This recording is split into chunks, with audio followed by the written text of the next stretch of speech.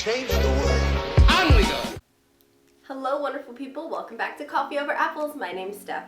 So I've decided that even though I've been on YouTube for about 2 months now, I've never done the newbie booktuber book tag. Thanks for joining me today for that. Alright, so the first question is, why did you start this channel? So the first thing that I want to say is, like, I've been, just like everyone else, I've been watching YouTube since the beginning. I remember when YouTube first came out in 2005. Yeah, I'm dating myself.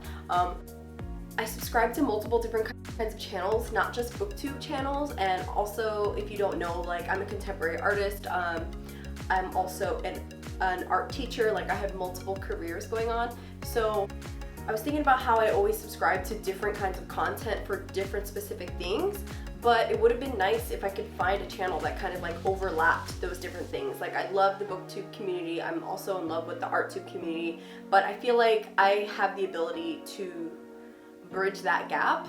So I was like, if I'm spending so much time searching for a YouTube channel that combines my love of like books and art and everything else, like, why not? Why not just do it myself? The next question is, what are some fun and unique things you can bring to booktube? Okay, so like I just said, why not bring my love of reading and my love of art together by creating a booktube channel that combines both of those things? So one of the series that I've started in the past 2 months is called A Picture Worth 1,000 Words, where I draw my 5-star reads. Every time I have a 5-star read, I actually do a drawing about it, and like, my goal in the future is, you know, if enough people find this interesting, I would love to share those drawings with them.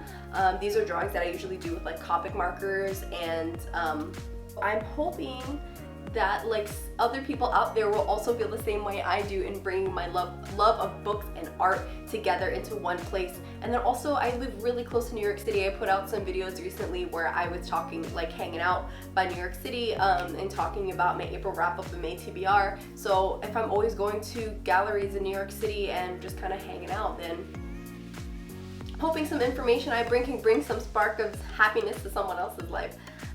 The next question is, what are you most excited about for this new channel? Okay, so what's really excited me has been all the new editing skills that I've learned, whether it be iMovie or Premiere Pro or just like voice auditioning, or that I'm able to not only use for YouTube, but I'm able to use for my teaching career, since I also teach high school graphic design, and then also as an artist. Really hoping that some other people also find joy in my videos as much as I enjoy making them, because just being creative in general is so much fun, no matter what that kind of outlet is. The next question is, why do you love reading? Okay, I always loved reading because it's kind of like an escapism. Like, I usually read first thing in the morning when I'm having my breakfast and my coffee, or I'm reading right before I go to bed to just kind of like let my mind wander away of all the 100 million different tasks that I have to do, and just kind of escape with characters that I love and plots that I enjoy. Even though reading can be a very solitary activity, it doesn't have to be. I'm hoping to connect with a lot of other people who enjoy reading as much as I do. I was really looking forward to going to BookCon this year, but you know, with everything that's going on, so at this point, I'm just happy to meet other people in the booktube and book Twitter community. Okay, the next question is, what book or series got you into reading? Okay, so now we're going way back.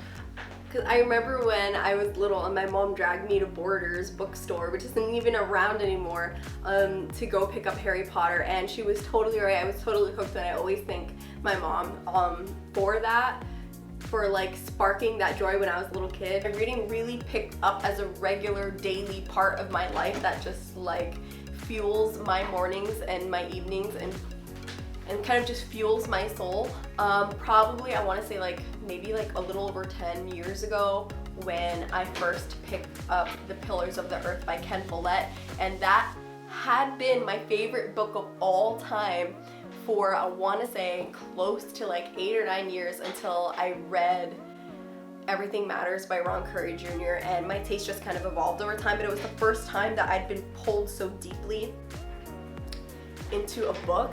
And then also I have to send some thanks out to my high school theater and English teacher, Miss Brown, because I will never forget. And I think I was reading Twilight, and then I walked into her English class and she literally ripped the book out of my hand and threw it in her closet. And I'll never forget her because she had a manga collection in her room, and I was like, one day when I become a teacher, I want to be just like her and have a comic book collection in my room, and that is still the goal. But she took Twilight away from me, locked it up, and handed me The Stand by Stephen King. And I was so upset with her. I didn't understand it because I was being a dumb teenager, and I was like, give me back my Twilight. Oh my God, Team Jacob. And then she was like, nope, that's crap. Take this, read it, and if you don't like it, give it back to me and I will give you back your Twilight. And the moment I opened my first Stephen King book, The Stand sent me through this rabbit hole that I still haven't come out of. I love it so much, and I literally told her, I was like, you can keep Twilight, I don't want it. Even though I eventually finished it, just to like be so upset with, by the time I actually got back around to reading it and finishing it, it was like, ugh. So I really have to thank my mom and my high school English theater teacher, Miss Brown, for really getting me into reading. So to answer that question, Harry Potter kind of started that growth, but then after I read The Stand by Stephen King and The Pillars of the Earth by Ken Follett, there was no going back. So I guess that really answers the fifth question, which is what book or series got you into reading? And yeah, those three. I mean, those two, because Harry Potter is really a series and The Pillars of Earth does have a sequel, even though The Stand doesn't have a sequel, it's a standalone, but still, those three books, it's a wrap. The next question is, what questions would you ask your favorite booktuber? God, what would I ask them? I'd probably ask them like what do they have, what suggestions do they have for new booktubers to get noticed, you know? I mean, everyone has different reasons that motivate them. I'm kind of a type A personality in the sense that like I'm always shooting for success, but at the same time, it's like not seeing your subscribers grow when you're small and not seeing a lot of feedback, and mostly seeing scammer bots in your comments is like kind of disheartening, but I'm sure that given time there has to be other people out there that will find this as enjoyable as it is enjoyable for me to make it. I've been lucky enough to have so far a really great experience on Twitter, you know, growing friends on Twitter who also love talking about books 24/7. So I would say that has been a positive out of coming out of this. But I would say like, and also a big part of it has been like it took so long to actually start the booktube, it took so long to actually jump on the booktube train because like, you know, life is busy, and it wasn't until quarantine where me, just like hundreds of other people, said, you know, we have time, we love books, let's talk about them. Be a challenge. Like maybe any advice from major booktubers about like how to make sure that you always have content, because sometimes it feels like I have a million things that I want to say and I'll record like 2, 3, 4 videos in a day, and then other times it'll be like maybe a week will go by and I'm like, I don't know that I have anything interesting to say, I don't even know if anybody's listening, like what's the point of all this? But yeah, maybe just like how to stay motivated. The next question is, what challenges do you think starting a booktube channel will be the hardest to overcome? Okay, definitely coming up with interesting content. I think like, I don't think I realized, and I'm assuming maybe because I didn't realize it, how many other people may not realize it, but how much effort goes into planning a YouTube video. It's not just like record, post, okay great, like no, it's not like that. There's so much editing. Like if your video is 15 minutes long, it'll probably take you 5 to 6 times that much time to edit it. Like it'll probably take you 1 to 2 hours to edit it, and then also like add in any extra filters, make sure that you find music that matches your theme, what's going on, like to create a thumbnail. Thumbnails are super important, to look up what kind of like tags or anything that you should be doing correctly to make sure if anybody's even watching it, are you promoting it correctly? It's so much work, but I don't mind because I have so much fun being creative, and luckily my husband is like a tech guru. My husband and my friends are tech gurus. You know, I mean, I teach graphic design, but my specialty is in Photoshop and Illustrator, wasn't in video editing until recently, so shout out to them for helping me with all of this. Okay, and then the next question is, when did you start reading?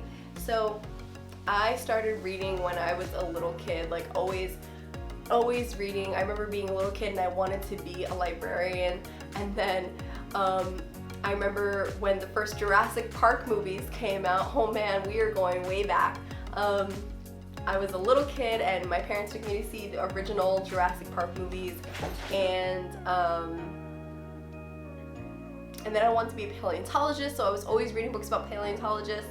And I remember my mom taking me to the library when I was 2 years old, and we were reading Jump Frog Jump. My mom made sure I came out the womb reading, so thanks, Mom. The next question is, where do you read? Okay, so I read just about anywhere and everywhere. Like when I used to work in New York City in high school, and I would take the train at like 4 in the morning over to 33rd Street, over to the West Side Highway, I would like read on the train, reading in the car. But nowadays, mostly it's like reading in the morning while I'm eating my breakfast, and then reading right before I go to bed. It kind of just calms me down. I really don't get much time to read during the day, unless I'm by myself. Sometimes what I've done at my school is I've kind of set up my classroom as like a zen den. So like I have the lights off, and then there's like string fairy lights, so there's like this ambiance with incense and pillows for people to sit on, and I just kind of sit there and read. Sometimes kids will join me in reading, but just the act of me sitting there and reading quietly and doing a quiet solitary activity, I've seen has kind of like pushed other kids to just use that room as my room as a calming space. And like some of them will sit down next to me and just read a book or read on their tablet or maybe do their homework. But it's so funny to like, even when I'm the only one that's reading, sometimes they'll just kind of tell everyone like, hey, be quiet, she's reading. And then they'll come up to me and they'll ask me what I'm reading, and then we'll just kind of talk about like what's going on. And that's part of why I love teaching high school, is that I get to have these intense conversations about reading content, and kind of spark a joy in reading, which is why a lot of my books behind me, most of my books that are here are my favorites that I don't lend out, but you'll see in later videos, maybe when I do like a bookshelf tour, that you'll see that I have multiple bookshelves in my house. Some of them are full, some of them are empty, but the empty ones are mostly because I've lent out a lot of books. Okay, and then the last question is, what kind of books do you like to read? So I love hard sci-fi, I love thriller and mystery, I love horror. In case you don't see what's going on back here, my favorite authors by far are Stephen King, which I know a lot of people might not agree with, but I am a diehard Stephen King, even though his endings are not always the best, but it's the journey that counts for me. Stephen King, George R. R. Martin, I'm like halfway through Game of Thrones series right now and loving every minute of it. Haruki Murakami, Nick Cutter, Ken Follett, and Stieg Larsson when he was alive. For other kinds of reads, probably like my coworker recently last year got me into reading Bell Hooks for educational reading, and absolutely love her.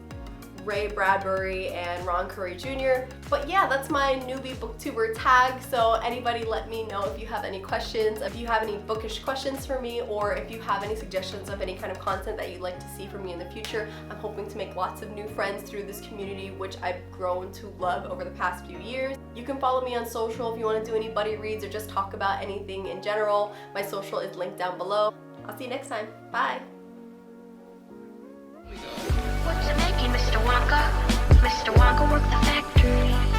In your wildest dreams, you could not deny